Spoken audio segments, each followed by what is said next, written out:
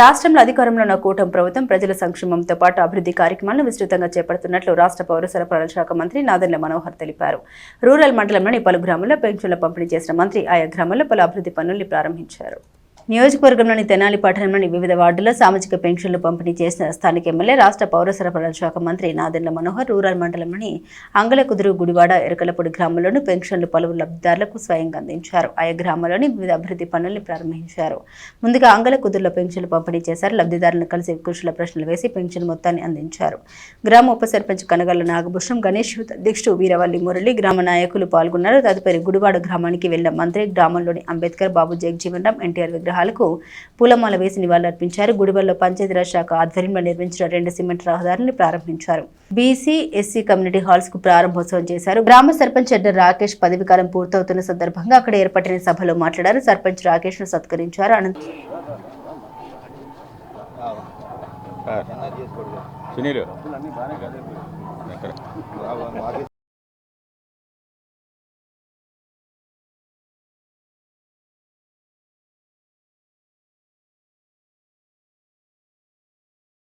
తెనాలి మండలంలో కూడా ఫస్ట్ కార్యక్రమం ఎక్కడ జరిగింది అంటే గుడివాడలోనే జరిగింది. ఏదైనా గుడివాడ గ్రామంలో ముందుకెళ్తే అది ఓవరాల్గా సక్సెస్ అనే అభిప్రాయం మాకు మా తెనాలి నియోజకవర్గ నాయకులందరికీ ఉంటుంది. అందుకని ధర్మంగా మేము చేయాలని కోరుకుంటున్నాం. అలానే నాకు ఈ 5 సంవత్సరాలు మీరు ఎంతో సపోర్ట్ ఇచ్చారు. నేను మెరుగైన పరిపాలన అందిస్తాం.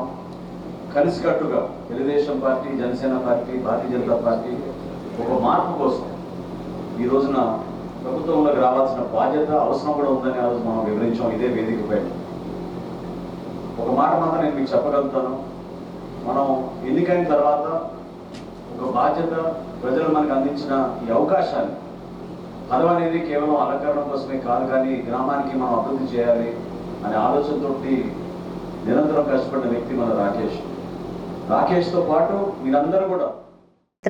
ఎరకలపూడి గ్రామానికి చేరుకున్న మంత్రి మనోహర్ అక్కడ గ్రామ ప్రవేశ ఆర్చ్ను ప్రారంభించారు. పంచాయతీ భవనంపై అంతస్తుకు శంకుస్థాపన చేసి సిమెంట్ రోడ్డును ప్రారంభించారు. 3 తోపుడు బండ్లను తడి చెత్త, పొడి చెత్త వేర్వేరుగా సేకరించేందుకు అవసరమైన 250 డస్ట్బిన్లను గ్రామస్తులకు అందించారు. కాపు కార్పొరేషన్ డైరెక్టర్ పసుపులెట్టి మురళీకృష్ణ ఆధ్వర్యంలో ఏర్పాటైన సభలో మంత్రి మనోహర్ మాట్లాడారు. కూటమి ప్రభుత్వం చేపడుతున్న అభివృద్ధి పనులను వివరించారు. మండల తహసీల్దార్ KV Gopalakrishna, MPDO Attota Deepti, market yard chairman Thota Durgaprasad, Kavuri Chandramohan, Katari Vasudeva Naidu, Panchayati Raj అధికారులు పాల్గొన్నారు. ఉపాధి కోసం, చిన్న చిన్న పనుల కోసం మన యువత ప్రతిరోజు వెళ్తూ ఉంటారు.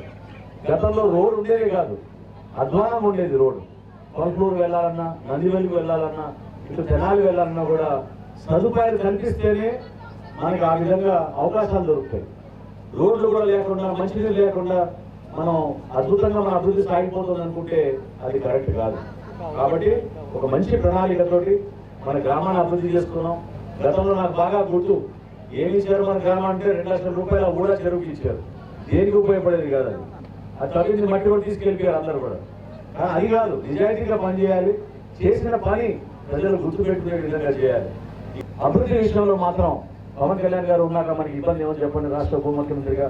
కాబట్టి మన తెనాలి నియోజకవర్గంలో ఈ సంవత్సరం పవన్ కళ్యాణ్ గారు 37 కోట్ల రూపాయలు ఇచ్చారు పంచాయతీరాజ్ నిధులు. ప్రతి గ్రామంలో కూడా సీసీ రోడ్లు, సైడ్ కాలువలు, మంచినీటి సౌకర్యం కల్పించాలనే ఆలోచనతో మనం చేసుకుంటూ వెళ్తున్నాం.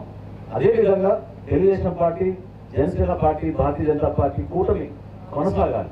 ఎందుకంటే ఈ రాష్ట్రానికి మంచి జరగాలి. గతంలో చూశారు ఏ విధంగా పిచ్చోడి పాలన ఉండిందో, ఏ విధంగా నష్టపోయామో మన ప్రాంతంలో. ఈ పార్టీకి రాజధాని అయిపోయేది. మనకి చక్కగా మన బిడ్డలకి అవకాశాలు